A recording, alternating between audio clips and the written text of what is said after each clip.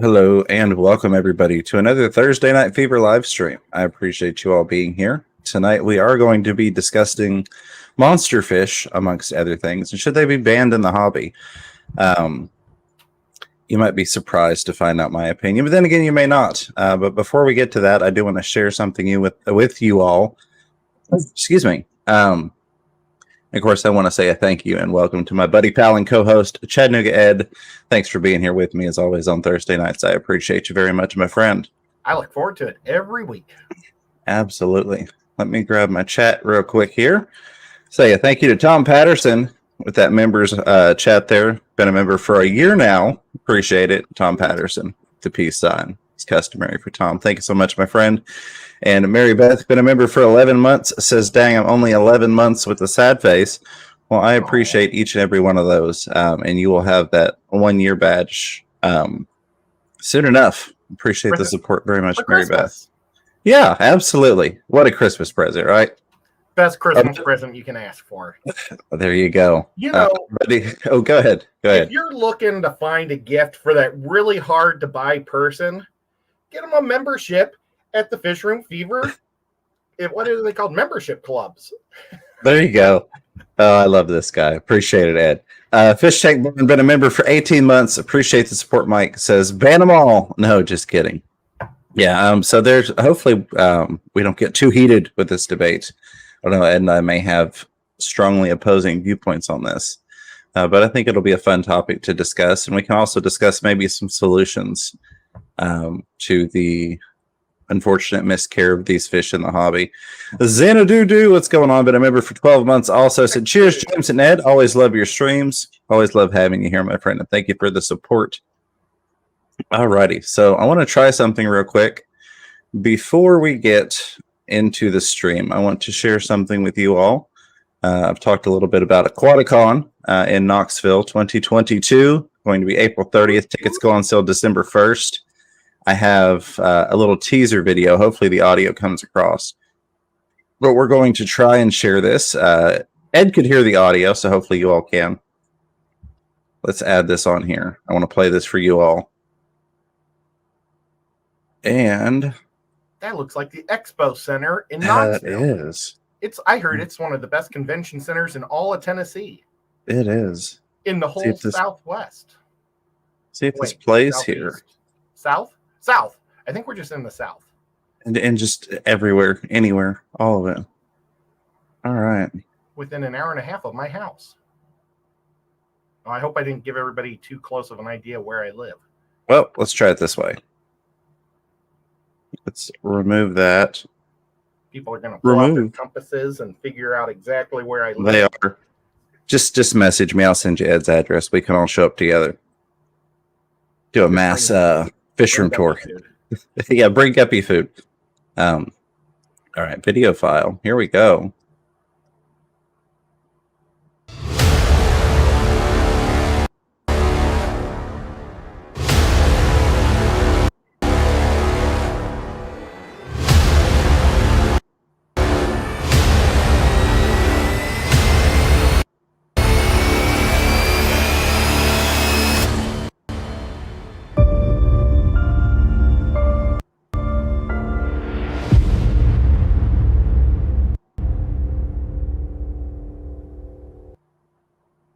Streamyard really did not want to play that. Did not want to play that at all. But there was no bird nests in that sign. There weren't any. That shows what type of quality care you'll get at the Expo Center. Absolutely. It's going to be fun. It's going to be a big show. Let me find my chat again here. All right, Streamyard, work with me. Work with me here. By the way, Petzotics, definitely loved the slogan from the last stream. Come to Aquaticon and get your aquatic on. As I mentioned in that stream, maybe borrowing that from you, my friend. Very catchy. Rebecca Jackson said, is that your tank behind you? Fish Room Fever, those angels are huge and beautiful. Yes, that is the community tank. It's 110 gallon. They are definitely good-sized angels. Some of those actually belong to Nathan, who is a friend of the fish fam, part of the fish fam that passed a while back. Aquatics. Yeah, Sand Creek Aquatics. They are beautiful fish, and I appreciate that, Rebecca. Alrighty, I'm going to grab this last super chat here, and then we're going to get down to business, and then I will be jumping back into the chat to take your questions and comments. If you would put the @ symbol and then Fish Room Fever, that does highlight on my highlights on my stream, but highlights on my chat, so it sticks out for me a little bit easier. It's going to be one of those days we're going to be stumbling with words, so we're just going to slow things down. What's going on, Joe Shrimp Shack? Pet Zodix with a $3.12 super chat says, "How's the best odd couple on YouTube?" With the winky faces and the LOL.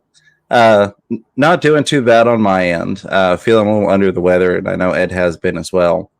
But nevertheless, we are here because the show must go on. But appreciate the super chat. Appreciate the support, Diego at Pet Zodix. Just appreciate you being here, my friend. All right. I'm going to lock in the chat right there on my screen, so hopefully I can keep up with it. Right there. Boom. So, my thoughts on monster fish. Should we ban these fish? To give you some examples, I'm talking red-tail catfish, tiger shovelnose catfish, basically those fish, paku, paku, however you prefer to pronounce it. The tank busters, the fish that get really, really, really big.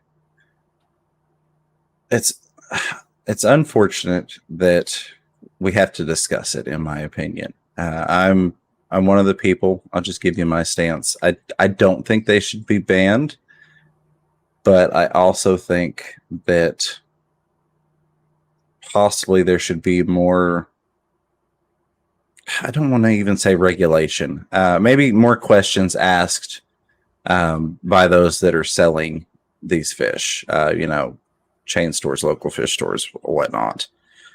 I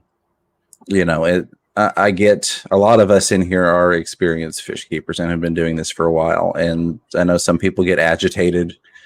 When we walk in a store and somebody says, wants to ask about our tank and try and see if we've got a good home for that fish to go to, it can be difficult from our end when you get the person that quote unquote knows everything, because I do feel like there's a difference between the book knowledge or the basic rules and what we can do as fish keepers. I'm very much one of those people that has tried some odd mixes of fish over the years that maybe a pet store employee might say, no, you can't put that fish in that tank.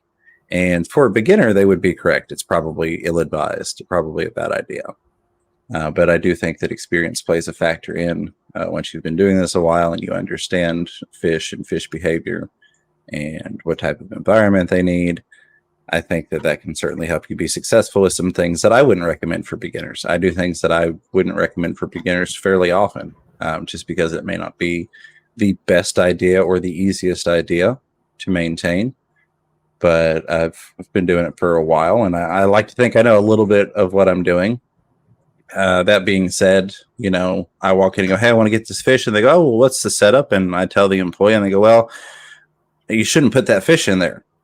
Well, I appreciate the input, and I feel like that input is necessary. And I'm being very direct. Maybe it's worded a little more customer servicey, if you will. But I can understand from the employee side where that may be difficult, where you'll run into people that have been in the hobby a long time that are like, just mind your business and stay out of it. Or you may have that person that just got into the hobby that needs to be asked those questions and maybe doesn't understand that, this catfish can get 4 feet long. Aquatic Aesthetics. I'm sure that Rob at Aquatic Aesthetics does a great job of trying to help fish go to good homes. I know Kenny and the team in Aquatic Marine do as well. But it's unfortunate that you see so many people get into things and they don't know what they've gotten into. And that's not the fish store's fault per se. In my opinion, I've always been a strong supporter of do your research.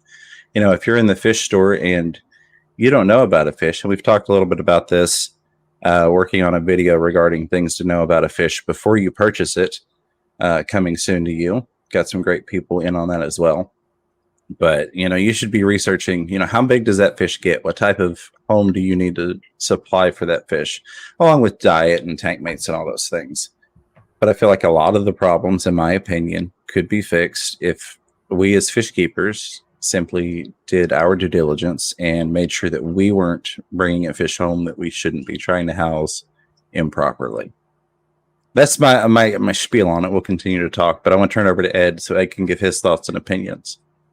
You know, well, of course, I liked everything you said. And I do think that stores should try to convey to people, but it's like if you go to, let's say, a barbecue place and they know you're only feeding you and your wife with the steak, so you don't need a giant barbecue, but the guy still wants the giant barbecue. You know, you can't tell people not to get big, which is hard, without laws. But I hate laws and I want to be free. So yeah, it's a really tough situation. My biggest beef out of all of them, you were mentioning the tank busters, but I think the one that's done a lot of damage, well, other than the snakehead, is the lionfish in the saltwater marine. I mean, those lionfish are just destroying the Gulf right now, you know, in the reef systems. So I wish there was something they could figure out to make people more liable. Like maybe if you're caught dumping, they have huge fines. You know, not just 12 hours of, you know, street cleaning or something, but maybe like $150,000 fine or something huge. You know, make it life shaking for a person to get it through people's minds not to be dumping your fish. And I mean, everybody has a fish at some point that they don't want, but you just don't go to your local lake or river or ocean and drop it in there, because that's where all the problems come from. Absolutely. So I want to share this because that's one of the things that I deal with fairly often, being a piranha keeper, is I will have people that will either contact me and go, I thought they were illegal, or hey, they're illegal. Is there any way you could ship me some? Which is not going to happen. I always find that funny. Somebody I've never spoken to in my life contacts me and says, hey, will you do this illegal activity? No, sorry. I get that it's a fish and I get that you love it, but that's not going to happen. That always tickles me a little bit. But yeah, you know, you're absolutely right. I want to share this map real quick. Let me pull this up here. Window. Now, I didn't look at the date on this map. Okay, Streamyard's not going to play nicely. So let's pull this off of here. There we go. But so if you take a look at this map, I've always found it funny. All of the states that touch Tennessee, let me see if my cursor will show up. All of the states that touch Tennessee. But Missouri. Yeah. Technically, yes, you're correct. It's illegal. You can't have them. And if I had to take an educated guess in terms of Kentucky, because Kentucky's typically very common sense, as much as I hate to use that term, with their laws, I would say that there were probably some found there and they said, nope, we're going to ban them. If I had to guess, if somebody else knows better, please feel free to correct me. But if I had to take an educated guess, I'd say Kentucky has banned them because they were found somewhere in a local waterway and they said, oh, no, we're not going to have this. But yeah, it's a shame that we have to do things like this. And again, it's because, as Ed spoke to, you know, people letting these fish go. You know, it's not that these fish have shown up in the United States and started making their way through our waterways, and so we're trying to protect against that. You know, it started with these fish entering into the wild from being in captivity somewhere along the lines. All right, let's get rid of that. That map. Let's get rid of that. All right, I'm done fighting with Streamyard now, I do believe. I'm going to bring my chat back, though. So yeah, it's unfortunate, but I think that it falls on the fish keeper that is going into the store purchasing these fish, and B, you know, the community. We're all here to help. We're all here to, you know, do some learning. You know, that tank method, time acquiring new knowledge.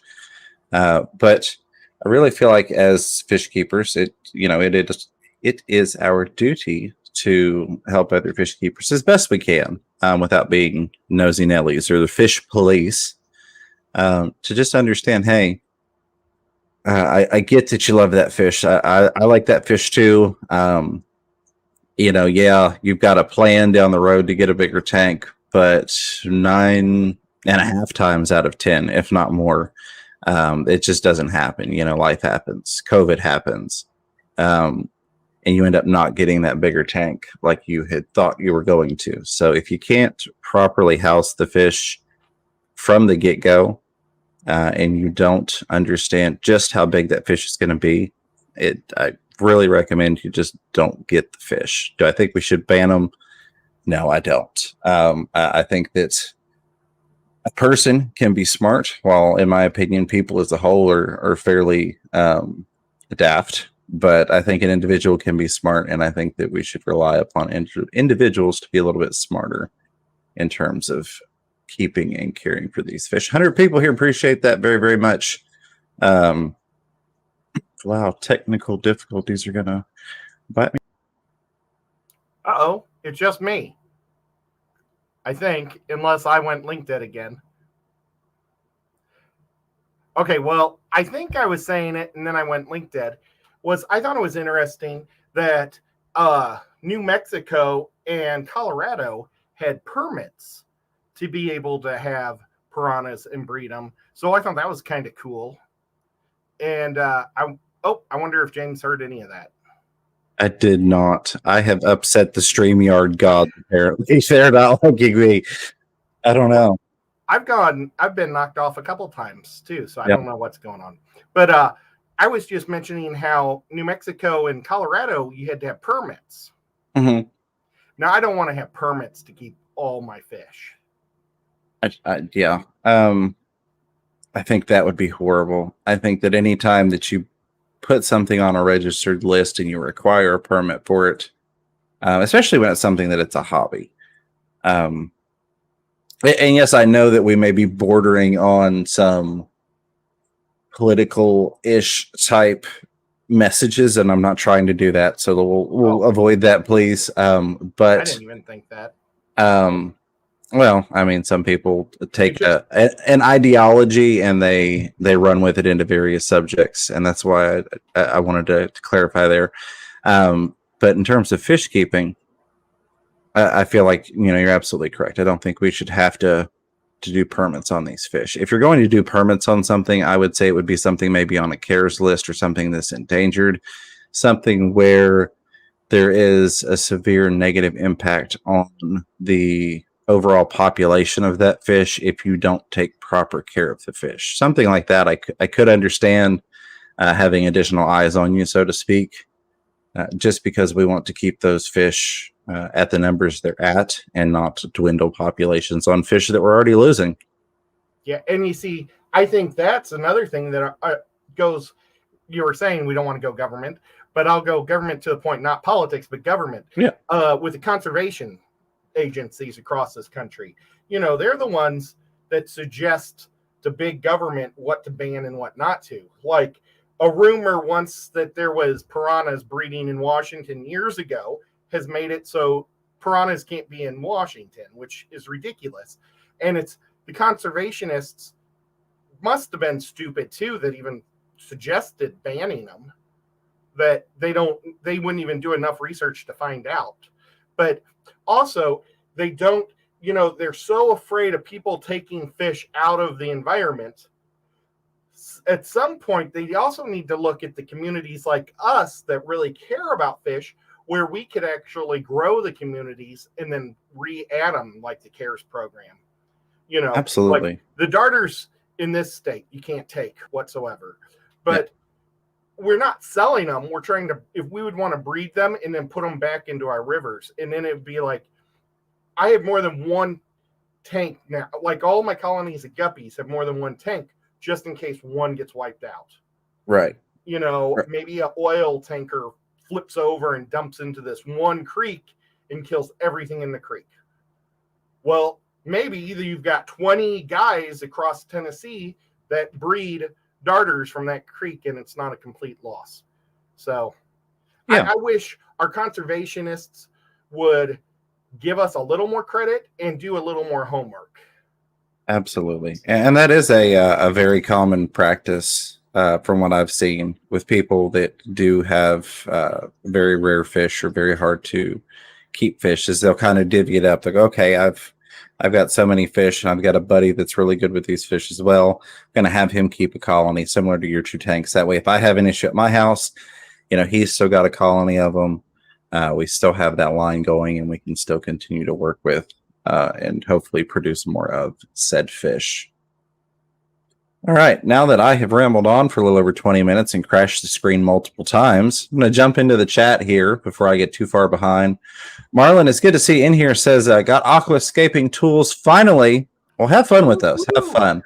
I need to get a good set someday. Yeah, absolutely. I've got some DIY aquascaping tools that I have fun with, but I hope you enjoy it, and I hope you make some beautiful scapes.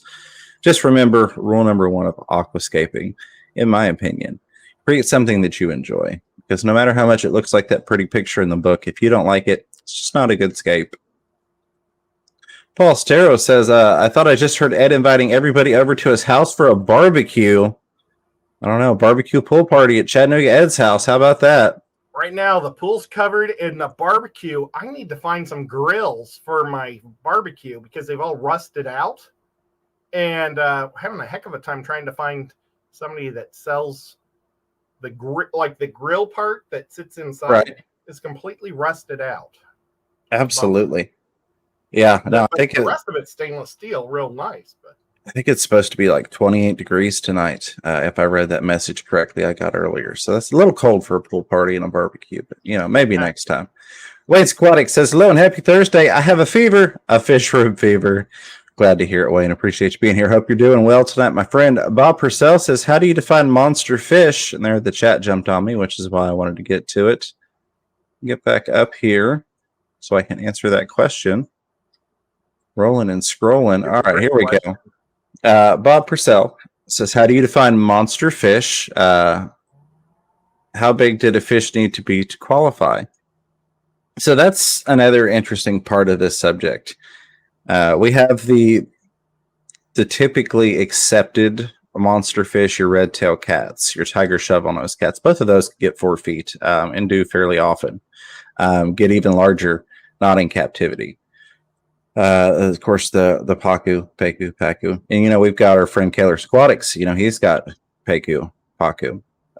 So do I shame him for having these big fish? No, absolutely not. But I know Bob is, they are. Bob's an accomplished fish keeper who's been doing this probably as long as I've been on the planet and has the knowledge, resources, and mindset to be able to take care of them successfully.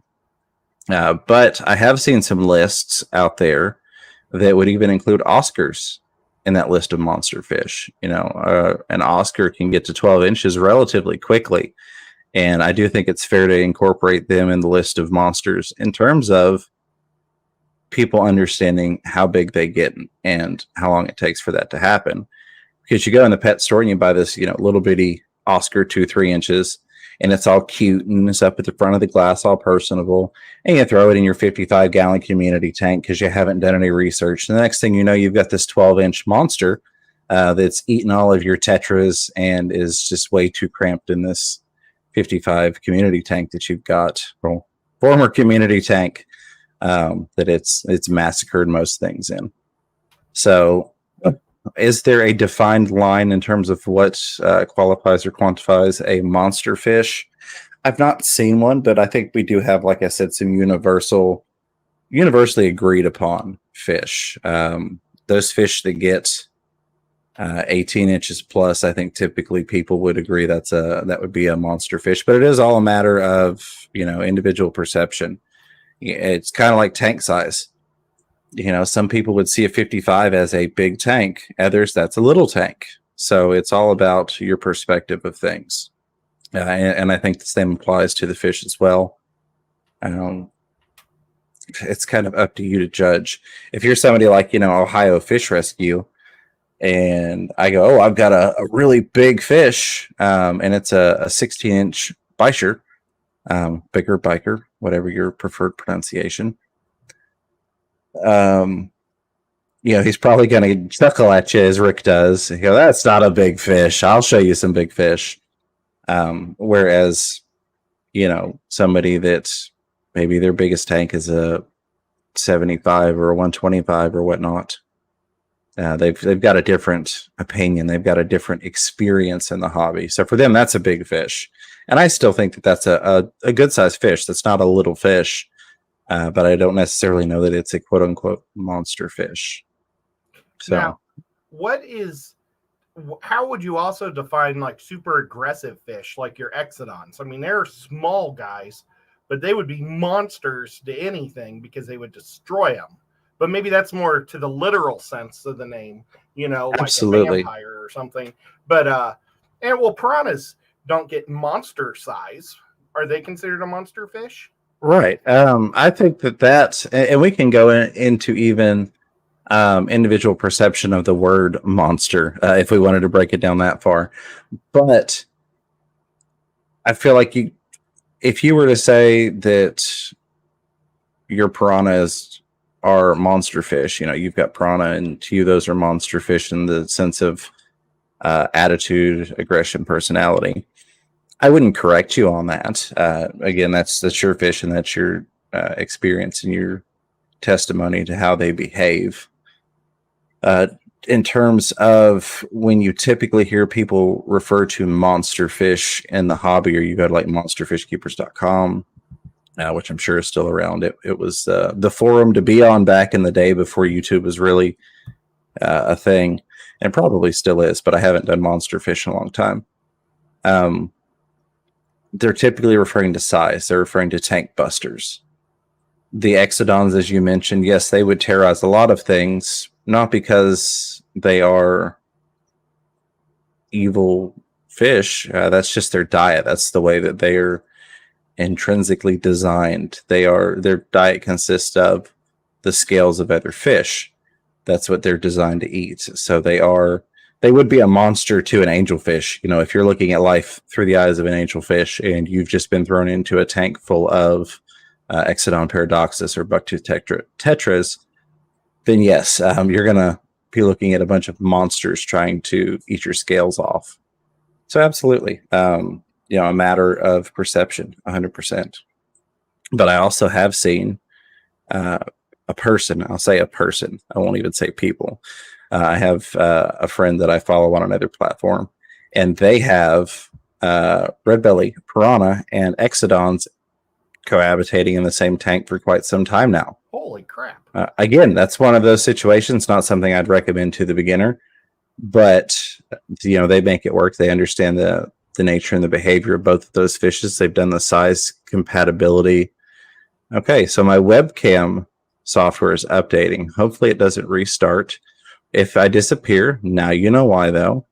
It's going to be a bad night for tech, but hey, it is what it is, This is what I pay $50 a month for. Well, before the stream started, I was sitting on the wrong stream for a half hour. So, yeah, it's one of those nights. It is what it is. That's when you get the fun bloopers, though. There's Joe Shrimp Shack saying, hey, back. A multi-tank addiction with $1 super chat with that big brown pile of fertilizer. Appreciate you, Chris, my brother from another mother. Thank you for being here, my friend. Always good to see you. Joe Shrimp Shack says, Fisherman Fever, can I stay with you guys if I come down? Talk to me when it gets closer. I'd have to approve that with Mrs. Fever. Well, we could figure out something maybe, I think. But I do want to say we're working on, in terms of Aquaticon, working on getting a partnered hotel for the event. So that is in the works. I know I mentioned it last week, but that is something. And I've got a meeting in the morning regarding Aquaticon. So we'll find out if any progress has been made on that thus far. All right. I hope that answered your question. I'm sure it probably didn't. That was a very long-winded question in terms of Bob's question on defining monster fish. But really, to sum it up, I think there are some general guidelines we all agree to, but there are a lot of variances based on personal thoughts, ideologies, and preferences.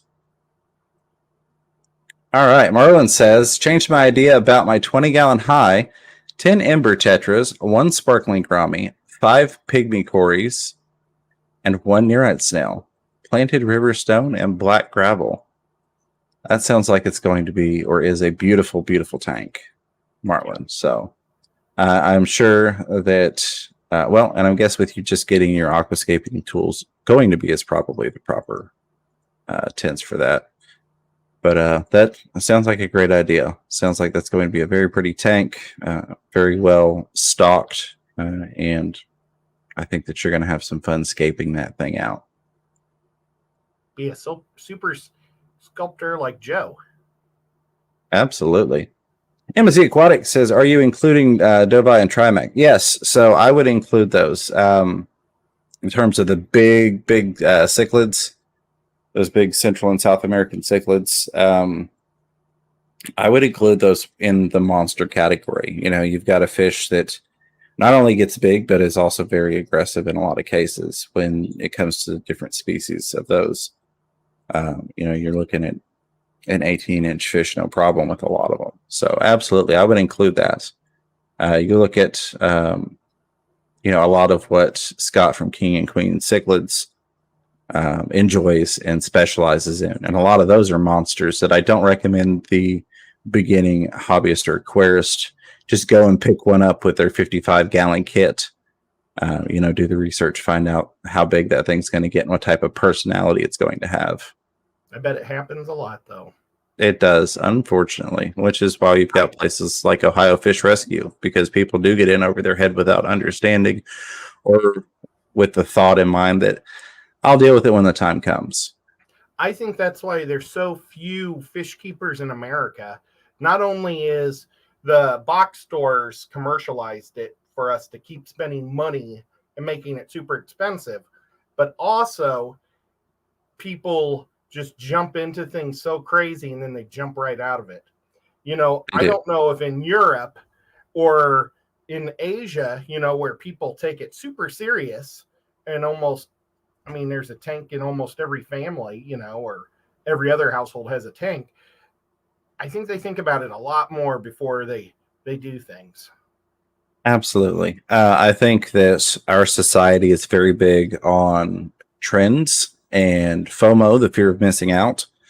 So if something goes viral or is a fad or a trend or it looks, you know, cool, people want in on it. They don't want to miss out, which is, I think, one of the potential downsides of social media, where it is great that we are able to share resources and knowledge and information and understanding with other hobbyists, depending upon where you're at. Maybe, you know, a video goes viral of a little clip of, I don't know, a red-tailed cat or some other monster. I keep going back to red tails because they're one of the ones that I see most commonly.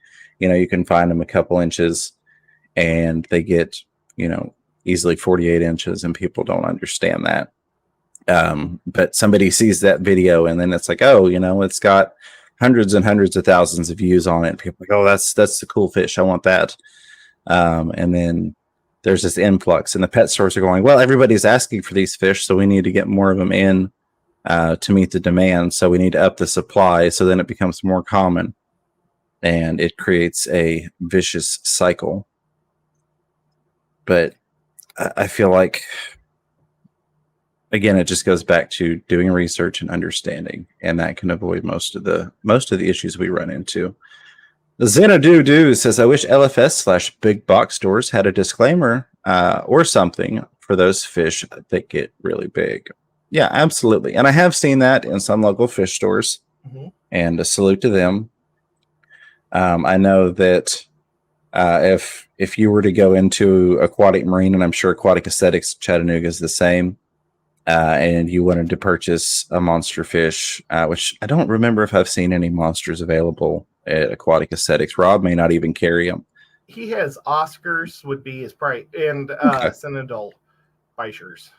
Absolutely. But I don't know if he has anything that gets bigger than that. Sometimes he has Jack Dempsey's, but right. And that's why I didn't want to necessarily speak to the fact that he does or does not sell those fish. So I appreciate you chiming in with that. But we'll just use Aquatic Marine because I know I have seen them available in there, and they also do service a lot of ponds and larger display tanks and company tanks and things like that. So they have fish available that are they're purchasable by the general public, but they also serve the purpose of being able to go into those monster tanks. But if you were to walk into Aquatic Marine and you go, hey, I want to buy this little, 3-inch red tail catfish, they're going to have a conversation with you. They're going to share some knowledge and try and impart on you the fact that this is not your everyday fish. It's a very specialized in its needs and its care. And chances are it's probably not the right fish for you. And that's what I wish we saw more of in the hobby, versus I can sell this fish and make X amount of dollars today. And then they'll bring it back to me for free when it gets too big for them, 6 months from now, because they grow relatively quickly. I don't think a lot of people realize how fast they take off. Great point, Xanadu. And we need to be nice to the girls or guys that try to talk to us like we're an idiot, because a lot of the people they are talking to are idiots all day long. But I know sometimes when I'm in a pet store and they don't know who I am or anything, and they like start talking to me like, oh, this is a hard fit, or whatever. Yeah. I used to get really annoyed, and now I try to like not be annoyed. Absolutely. And that's the point that I was failing horribly at conveying earlier in this, in regard to that conversation with the employees, is that we need to have more understanding so that we don't discourage them from talking to other fish keepers. Mm-hmm. When I have someone that does ask me those questions and is attempting to help me, because, it's if somebody's trying to convince you not to get a fish where you're buying fish, they're not doing that. They're doing that for a good reason. Obviously, if they were just there trying to make money, they wouldn't care. They wouldn't give a crap. It would be, I don't care what size tank. If you want it, I'll sell it to you. I typically, my response is something along the lines of, I really do appreciate you trying to help, but I've been, in the hobby for X amount of years, and I just give them a little bit of my personal experience in the hobby, and show them that I do appreciate what they're trying to do, and I hope they continue doing it. Kind of like when those people knock on your door and want to take you to church. I appreciate what you're doing, but I've got that covered. Thank you. So, yeah, good point, my friend. Good point. Fish Dreams saying great point. I'm gonna chalk that over to Ed. I know that was for me, but thank you, Fish Dreams. Appreciate it. Pet Exotic says a lot of times the big box stores have fish compatibility chart brochures, and some employees study that chart and go by that. Fisherman Fever, but I agree that's more like for a beginner. Yeah, so that has always been my thought process on those compatibility charts. And I know a lot of us experienced fish keepers kind of joke about those charts or give a little bit of grief about those charts that you see in the stores. But I really look at them, at least now I do. Maybe there was a point that I didn't so much. The don't tell me what to do list. But when I look at those in terms of a beginner, and I go, okay, are those good recommendations for a beginner? And that's really what that list is about, in my opinion. Those are good guidelines for someone that's new to the hobby to help them be successful. And that's really what I think we need to look at more as hobbyists, and the local fish store owners, is trying to make sure that people coming into the hobby are successful. So yeah, those guidelines do typically, from what I've seen, apply. I've not looked at every chart out there, of course, but I feel like they're kind of standardized. Is it something that someone that's been in the hobby 10, 20, 30 years has dealt with those fish on a regular basis needs to adhere to or apply to their fish keeping? Not necessarily, but it is a good starting point for the beginner hobbyists. Kind of give them some safe information to help them do well in the hobby. Paul Stero says, look at Florida. There's loads of fish that outgrew their tanks that got dumped into the waterways there. Yeah, so another issue you have with Florida is the fish farms, and not the fact that there are fish farms there, but the fact that if you get a major flooding event, you get a hurricane that comes through, those fish farms can get synced up with the waterways. They can flood out those ponds those fish are kept in, and that gets them into the waterways. And I feel like that, in my opinion, without scientific research and due diligence, I feel like that has probably impacted more than just the average hobbyist. and not necessarily just the flooding aspect, but if you look at, the hypostomus, plecostomus, the common pleco, things like that, where we bring them in, we want to breed them and make it easier to get them. Maybe demand goes away. There's some other fish that, that's happened to, or maybe they were brought in for a different purpose. They were brought in for a cultural food purpose. And then those fish end up in the waterways. I feel like those larger scale events happen more frequently in a more dramatic way than one guy released 2 Oscars and now they've taken over Florida, which Ed can attest to how much the Oscars have taken over Florida. But I feel like there was more to it than just some hobbyists that dropped them in the water.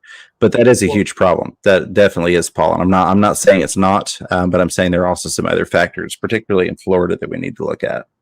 I got to go to 3 of those fish farms, and the ground all there is low, leveled, and you could see how it would flood out. And all of them kind of had like creeks and stuff that ran through them. And outside the creek on the other side of the fish farm, the guys out there saw a datnoid. It was about this big in the creek water, and they were trying to catch it with a net. And it was like a marshy area. So, I mean, that had to have come right from that farm, and it absolutely maybe as a little fry, who knows? Because they had you walked on these planks, and then they had tubs all around them, like on top of them. But they fill them up, and you could see all these African cichlids swimming around the concrete plates. But still, they were able to get out. So yes. I think that's how all those jewel cichlids are all over the place too. Definitely, absolutely. Jimmy P's Aquariums has it right here. He says, "Can we keep all the fish and ban some people?" I think that's where we need to go with it. I like that, Jimmy P. There's Marlon again mentioning the change on that 20 gallon. Again, Marlon, I think that's going to be fantastic, and I appreciate you sharing that with us, keeping us up to date on your fish keeping journey. Pasiwi is asking for the URL. So we have a Facebook URL for Aquaticon, and also I will get the link. I just created the channel today. So Aquaticon has an official YouTube channel where I'm going to be doing some content. Of course, Aquatic Marine is going to be uploading content on there. So there are going to be things to come on it. But I will get that link to you all as well here before the end of the show. And of course, check out Aquatic Marine on YouTube, my local fish store. I've talked about them before. They're the ones that are bringing this event to you. So we'll get links for all of those things. If the mods haven't already, which they probably already have because I'm a bit behind, I'll make sure those links get added. Master Aquatics Eduardo says, in my limited 45 years experience in the hobby and my humble opinion, the lack of clear and self-education is the number one reason why we are having this issue. Couldn't agree more with you, my friend. Very well spoken. Absolutely. Whips World says, it's not even because of individual pet owners. I think a lot of the problem is when storms, there we go. This is what we just spoke about. When storms flood out the breeding ponds and allow the exotics to get out into the environment. Yep. Absolutely, Whip. 100%. All right. Dewey brought up something. It's already gone by, but he was talking about how the walking catfish were a major problem. And we brought that up to one of the farms, and they said it's really weird because they kind of died off. He said they don't see them anymore. So I don't know if something else is eating them or, what. But it's kind of bizarre because I figured we'd see those all over the place too. Absolutely. Yeah. They're just kind of poof, disappeared. I thought it was going to be something huge. Native things realized they could eat it real easy. There you go. Delilah's Critters says, Fisherman Fever, you didn't make the proper Streamyard sacrifice. Shame on you. Yeah, I guess I did not. Good to see you, Delilah. Biscotti Nanya says, look up PACFA, P-A-C-F-A, in Colorado. It's BS. It costs $500 to breed and sell fish. Also, you have to pass a super difficult inspection. Oh, yeah, I will have to look into that, but it doesn't sound like something I would necessarily be for. Unless you permit one. Yeah, absolutely. All right, I'm going to roll and scroll through here. I know we've got some super chats, super stickers, and I have not forgotten. We also have a new member as well, and I will definitely be getting those and saying a huge thank you. But I'm going to try and get caught up here. There's the chat jump. I knew it was coming. I felt the lag. Let me get back up here, get these highlighted Q&As answered real quick, and we'll grab these super chat, super stickers, and things. All right. And almost. All right, as far up as I can go. Well, I don't want to start there because I don't want to miss super chats or super stickers. Let's see. The first comment I can get to is Scary Terry at 9:56 p.m. Eastern time. So if your comment was in between the last one I read and this one here, please throw it in the chat again, and I will get to it because it is lost to me now. But Scary Terry says, glad I was able to make it live. Love y'all streams, Fish Room Fever. Scary Terry, love you being here. I'm glad you were able to make it as well. It's great to see you, my friend. All right. Whips World says, I think the better term is tank busters. Any fish big enough to break your aquarium is a monster fish. Yes. And that definitely can happen. And people I don't think even realize that, you know, a 2-foot pacu can get enough force to shatter a tank from the inside. So, and there are a lot of fish that can definitely. My threat in a car is every so often they just go crazy, and I hear them go. They're all chasing each other, and I hear them go thud thud thud against the side of the glass, and it's like, oh man, you guys are going to get brain damage. But they hit hard, you know. So I could imagine a gigantic fish. Definitely. Lunatic Fringe says, I've heard stories of scuba divers being bothered more by bucktooth tetras than red piranhas. I don't doubt that for a second. Especially you get a large school of them swarming at you. Just pick, peck. Definitely. Oh, that would not be fun. Paul Stero says, delicious. Right? Well, we don't have scales, so I don't know if they like it or not. You know, their diet's mostly scales and bugs, so. But hey, they're going to give it a try, right? Paul Sotero says, unfortunately, there's not enough Ohio fish rescues to take in all the fish that outgrow their original owner's ability to house them. Yeah, unfortunately, and it's unfortunate that we have a need for, you know, places like Ohio Fish Rescue. I'm glad that, you know, Big Rich is around and that he does what he does, but it's a shame that we have to have places for those fish to go versus just, you know, doing things right from the beginning. It'd be cool if you would open up a Knoxville Fish Rescue. I don't. Yeah. We'll be knocking down your door to give them your fish. Yeah, and that's I think part of the problem is you see fish rescues done improperly, and this is a whole nother subject.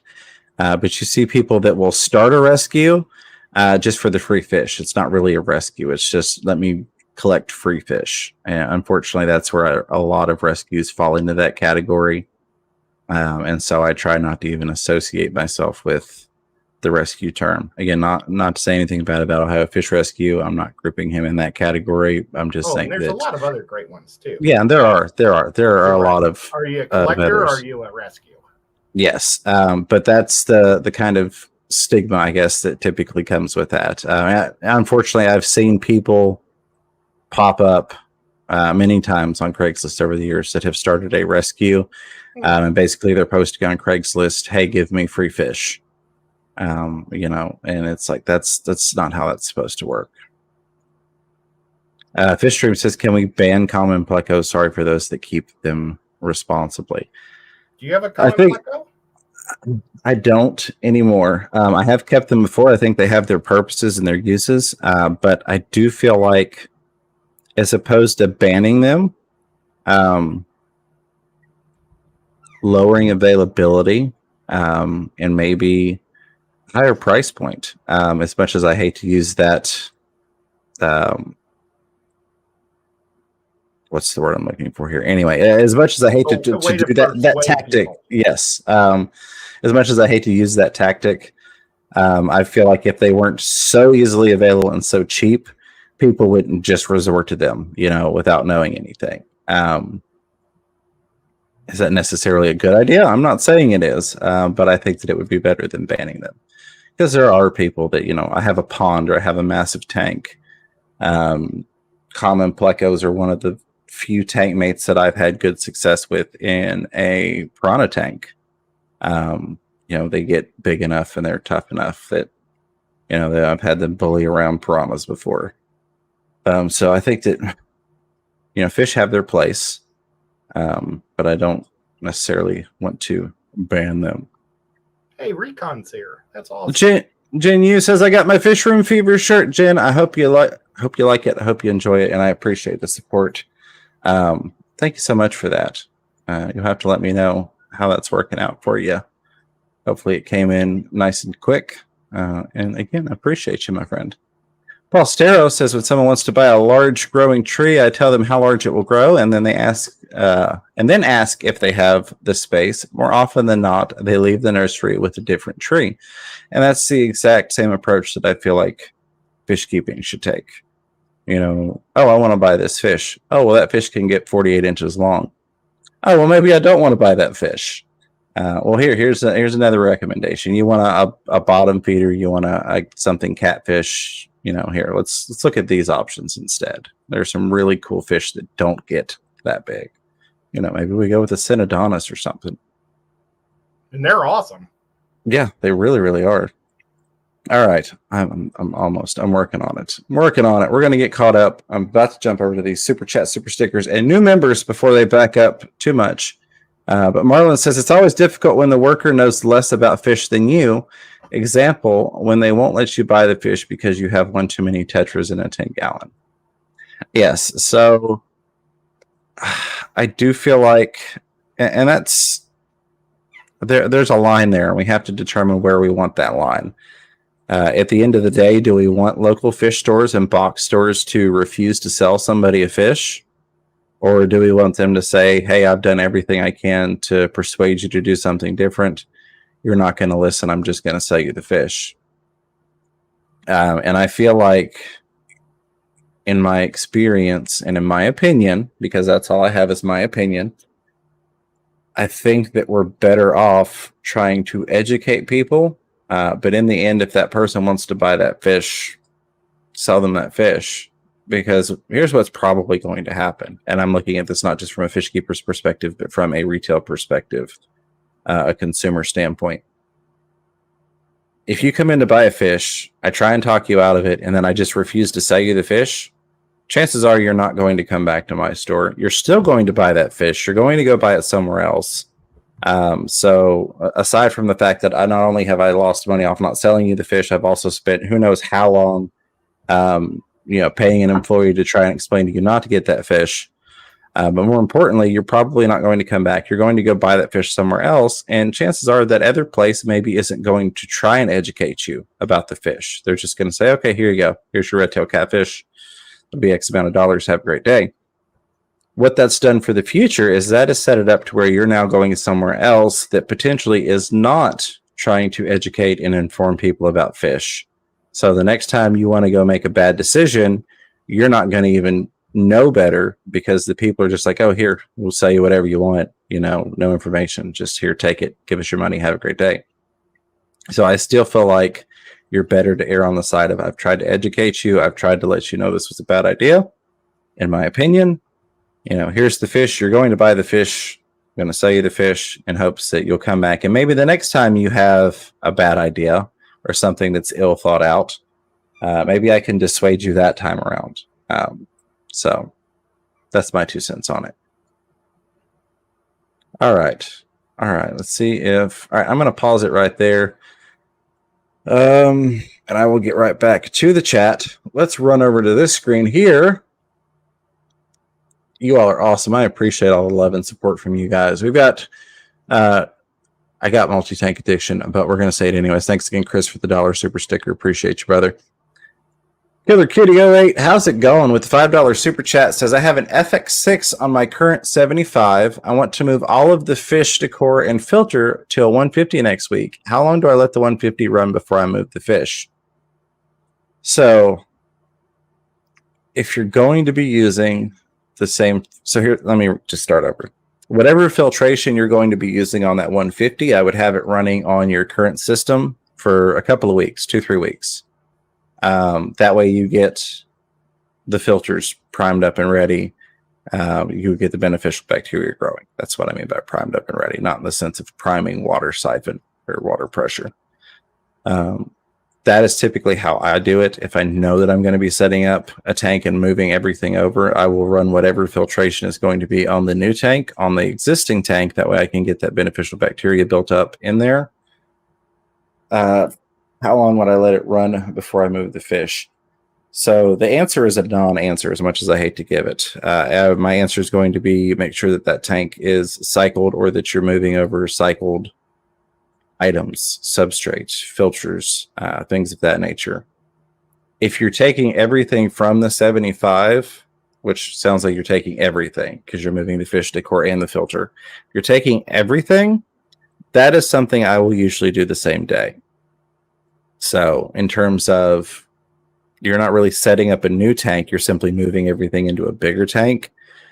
You don't necessarily have to wait, so to speak. So the process I would do is I would go ahead and pull everything out. I'd get my fish out. I'd get my plants out. I would have a 5-gallon bucket or some sort of water holding area that my filtration would be able to attach to.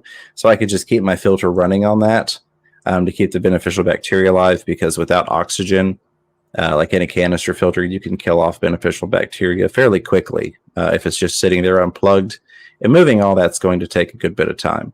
So I would probably just have it running, the canister filter, the in and out, hooked onto a 5-gallon bucket, so that you've got oxygenation running through there, and that it's not static water sitting in the canister unplugged the whole time. Get your fish out, get your decor out. What I then like to do is take either, I'm a huge fan of the dollar store, take either plastic colander, or they have some heavy duty litter scoops that have the perfect size holes. I don't think I have one in here with me currently. It's in the other room because I was scooping some gravel. But I like to try and get a lot of that funk out of the gravel. So I've got my fish, plants, decors all out. Now it's just substrate and water. And then I kind of rinse my gravel in the tank water as I'm pulling it out, so there's not quite so much detritus and debris floating in the water when I'm setting up the new tank. One thing you may want to do before that, if you have the option to do so, is to pull some of that tank water, that seasoned, juicy tank water, out of your 75. That way you're going to have a decent amount of water to acclimate those fish into, that they're already accustomed to pretty much. So for me, it would kind of look something like pull the fish, pull the plants, pull the decor, have my filter hooked up to something where water's running through it still, getting oxygenation. I'm going to transfer some water from that 75 into that 150 gallon, maybe 20, 30 gallons worth. I understand, for those of you that are probably already screaming at me in chat, that tank water is not really bringing over bacteria. It's not really cycling your tank. What it's doing, and the reason I do that, and this is where most people don't even bother to listen, is because the fish are already familiar, acclimated, adjusted to the parameters of that water. So you're not putting them into 150 gallons or 140 gallons of brand new water. You're putting them essentially right back into the water they came out of. And then I would slowly fill that 150 gallon up. Maybe even not all at the same time, but I would get it full enough to where I can attach that canister filter on there, get that running even if your water level is low, and then do it incrementally throughout the day, or throughout, over the process of the next day as well. Okay, let me add in another 20, 30 gallons, and then give it a break for a little bit. Giving those fish time to acclimate as you're filling that new tank up, since you are doubling the water volume. And that's basically how I would do it and how I've done it in the past. Is that necessarily the best way, the only way, any of that? No, but I've found that way works, and I've not had any losses doing that. So, Ed? And you guys, James is amazing at moving tanks from another tank. I've never seen anybody do it as efficient and as quick as he does. I've seen him take a tank from one house, take it to the other person's house, and completely set it up exactly how it was. And that's flying around my face. In the very next place. And so, I just think it's amazing how you do that. Oh, well, I appreciate that very, very much. If you're setting up a whole new tank, though, like James said, I would go 2 or 3 weeks. You want to watch, see what your new stuff you're putting in is going to change the water around. Yeah. Like maybe you put a new substrate in, might throw your pH off, might do ammonia spikes, who knows? So I like to always give it a lot of time, but if you're just moving from one tank to another, I think everything he just said makes 100% sense. Well, thank you. And I will add to what you're saying with the new tank. My final thought there, if you are setting up the new tank, get plants in there. If you're going to be moving plants over, go ahead and get them moved over now. If you're going to be adding plants, go ahead and get them in right away. Get the plants in the tank while you're waiting for it to be fish ready and fish safe. Yeah. HSPS says Tech Tribe with $1.50 super sticker with the red hearts. Appreciate that very much. Stupid People's Tank Tribe. Always great to see you. Thank you for being here. Thank you for the super sticker. Our buddy and pal and fellow Tennessean. Oh, go ahead, buddy. I need to learn sign language. So that way I can say hi to people, because lately I haven't been running Streamyards, or I've been running Streamyards, but not the Facebook or YouTube. So I just read everything. But like when Rack comes on, maybe I could do this for do a little bird work. There you go. Speaking of Detroit, so I don't know how you do Detroit, but oh well. Our buddy Bird Garden with $2 super sticker says, "You two rock, Rack, Bird Garden, you rock, my friend." Looking forward to getting up there and working on that project with you in the not too distant future. But we ought to go up next Thursday. Maybe we'll get a free meal out of it. Right. I need to talk with you some more about that after our streams at another point. I do want to say a huge thank you. I'm sorry it took me so long to get to it. Aqua Kiwe, I hope I'm pronouncing that correctly, became a new member. Welcome to the team. Welcome to Team Snowball. I hope you enjoy the behind-the-scenes stuff, as well as the members-only emojis in the chat. And welcome to the Fish Room Fever family, my friend. Hopefully you're still hanging out in here. I'm sorry it took me a little while to get to that tonight, but we had some things I wanted to discuss. Fish Streams with $10 super sticker with the thank you, Fox. Super cute there. Thank you so much, Fish Streams. Appreciate you and everything you do to support the channel. And I hope you're having a great night. Our buddy Kenny E with Danny Ken Aquatics says, "Do we have dates for your event?" Yes. Yes. See, I was so excited to answer, I couldn't even finish reading the question. But also, Kenny's been a member for 20 months on Team Snowball. Thank you for that support. But yes, April 30th, Knoxville, Tennessee, 2022 is going to be Aquaticon. And then Kenny, right behind that, after he was using that member chat, came in with a $5 super sticker with the mic drop. It doesn't really drop, but we'll push it back down there. The mic drop pair on that $5 super sticker. Thank you, brother. Appreciate you. Kenny at Daniken Aquatics. Killer Kitty 08 with another super sticker coming in with that $2 Fox, the number one. Appreciate you, Killer Kitty. Thank you so much for being here. And I think that covers everything. There's usually one more stuck at the bottom that YouTube won't show me in the studio. So I'll keep an eye out for that. But again, a huge thank you to everybody for the support. 107 people hanging out here. Appreciate each and every one of you all for being with us tonight. Do me a favor, if you haven't already, hit that thumbs up button. Let YouTube know you're enjoying it. Let me know you're enjoying it. If you're not, give me a thumbs down. If you do, though, let me know in the comments, what the reason is. I'm always trying to do better. We're always trying to improve. We're here to help. Not me. So there you go. And if it is, too bad. Ed's here to stay. Oh, thanks. Ed's the fish room. Too bad, Ed. See ya. I was going to say Ed is the fish room and I am the fever. So can't have fish room fever without both. All right, here it is. Lunatic Fringe says, "I agree with your analogy on floods and the lack of biosecurity and having fish farms in areas where that happens. And Florida is not the only part of the world fish room fever." Absolutely, Lunatic Fringe. Definitely not the only part of the world. I just referenced it because, actually, I didn't even reference it. I spoke to it because it had been referenced in the comment. But you're 100% correct. There are a lot of places that does happen. But it's the only part of the world we care about. Yeah, we'll roll with that. Poor Australia. Yeah. That's all Good we'll eye. say. Recon 338 says, "Dig at the Blue Hair Fisherman Fever. What's up, Ed? Good to see you, Recon. Appreciate you being here. Hope you're doing well, my friend." All right. Rolling on down through here, grabbing the highlighted questions, comments, chat just jumped on me. There was Killer Kitty sticker. roll back up there. All right, there's Kenny's super sticker.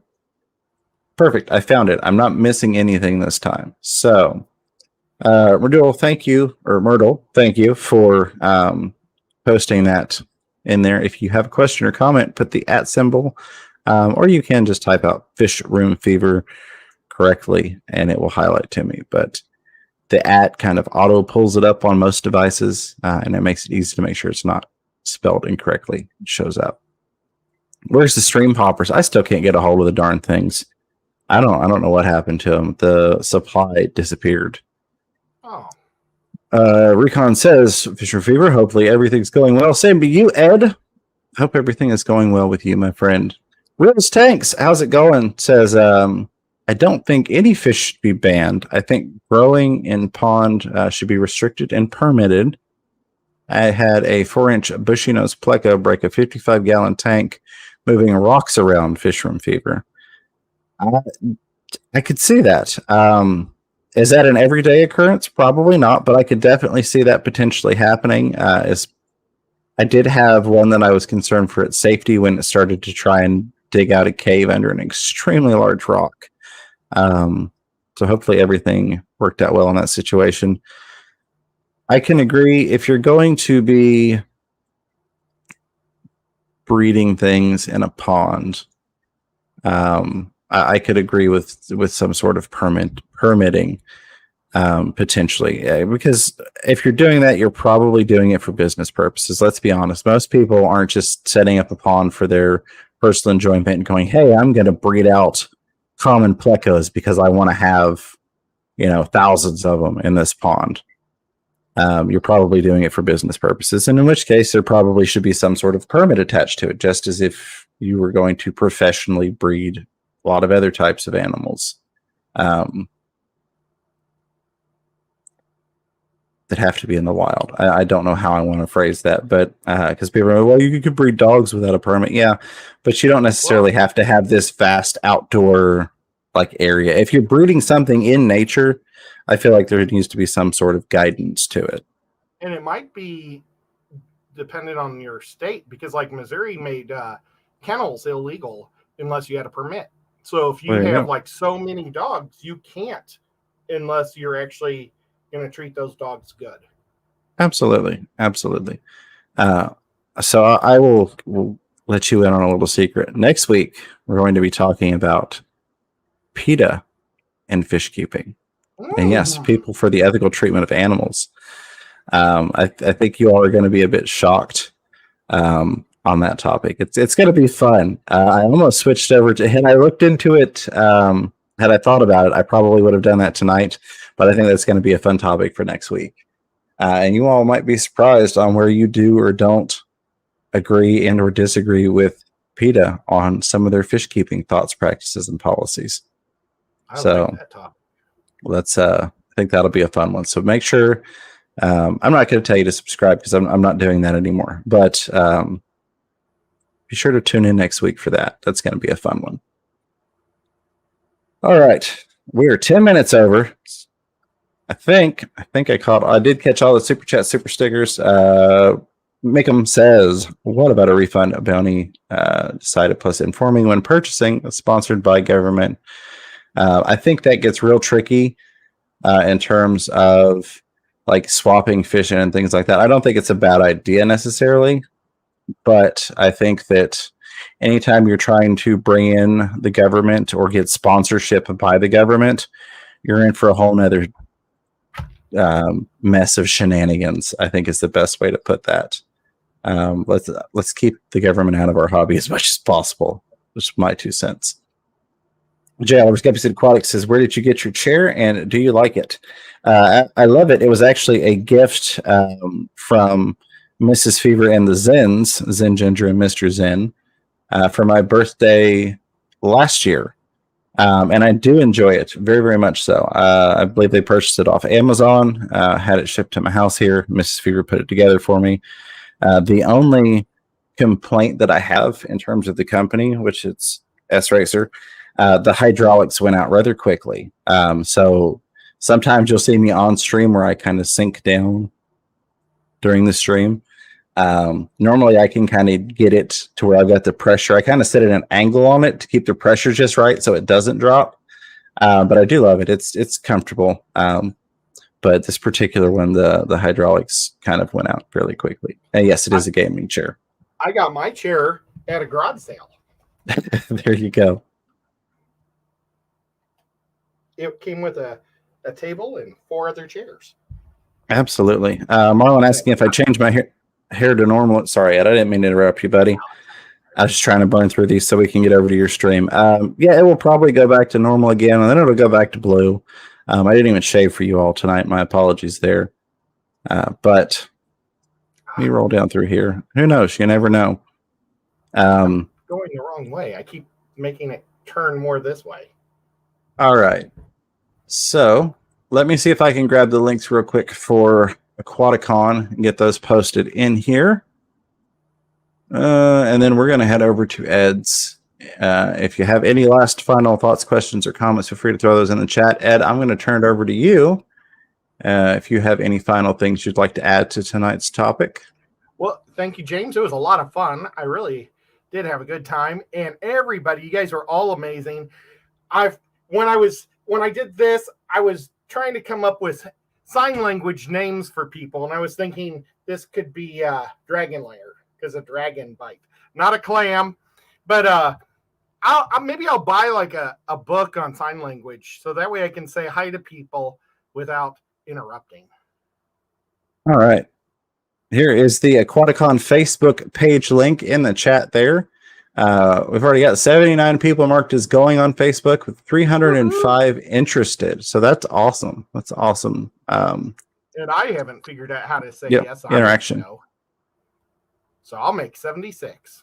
There you go. Love it. We do have the link in the chat for Chattanooga Ed's live stream. Coming up next, we're going to get Craft Ed with Ed. What are we working on tonight there, buddy? Oh, we're going to probably finish up. Well, there's going to be just a few little things left, but we're going to do the bottom part to the fish tank here. And very nice. And I think you guys are going to be surprised on how it's going to look.